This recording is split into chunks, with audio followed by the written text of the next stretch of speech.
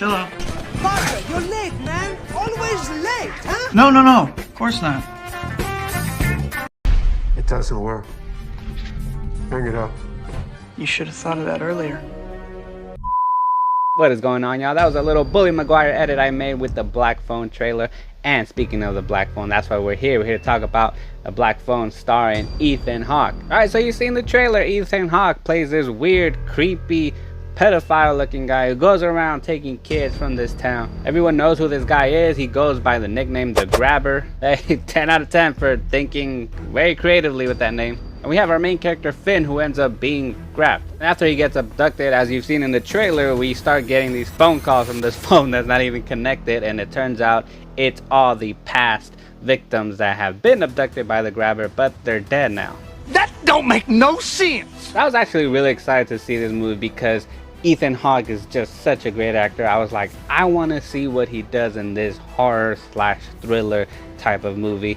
And I just feel like I didn't get what I wanted or what I was expecting, because throughout the majority of the movie, about 90% of the movie, he's just wearing the mask. And sure, yeah, that's creepy. It has the whole scary factor, this whole satanic looking mask, but you don't really get to see what Ethan Hawke is capable of doing. There are other times where his mask is half off and it looks like this. See, look at that.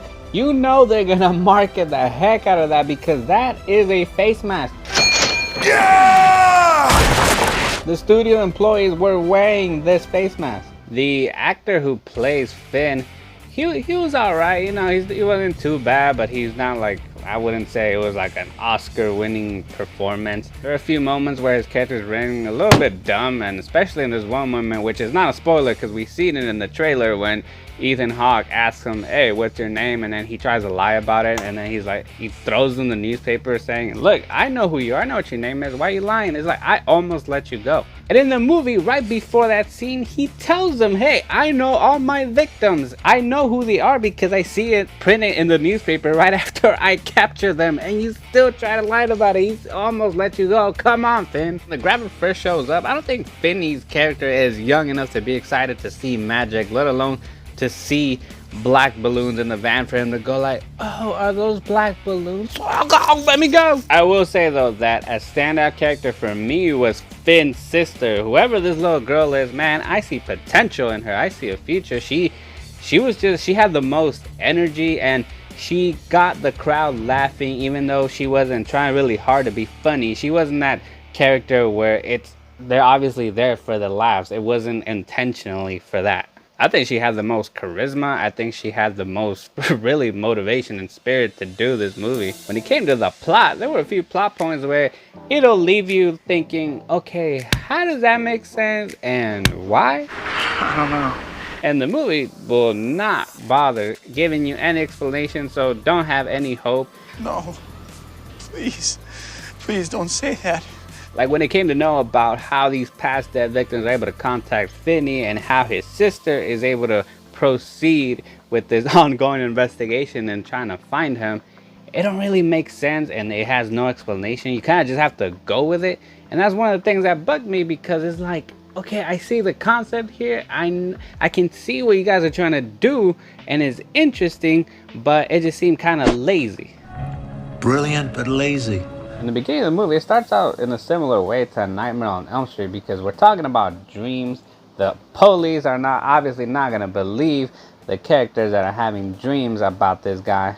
Now, I'm not saying we need a logical and realistic explanation, but at least Nightmare on Elm Street had one to back it up, and it tied into what the plot was about. Not sure if it was an intentional reference to Nightmare on Elm Street, but there's also another reference that could be towards Stephen King's It with the whole yellow raincoat. At some point during the story, I started to see that it had somewhat of a Saw element to it. And that's the thing that had me going. That's the only thing that was keeping me invested, because I'm like, okay, you have your main character, he's in a place, not much to do, but there is probably a reason, or you're thinking to yourself, there's a reason why he's here. There's some clues going on left around here for him to get out. It's not something that the character is discovering on his own. It's just something that's just thrown to him. And that's where these past dead victims come in, because they're calling Finney and they're like, hey bro, like you see behind the wall there, I left the cable down there, make sure you check that out. And on this ground over here. It's very broken, so you could dig into that. If I were to be Finney, since he's starving and abducted, I would have been like, hey bro, can you hit up Domino's and tell him to deliver a medium pepperoni right here on the side of the window? And there you go, the delivery guy can break you out and give you your pizza.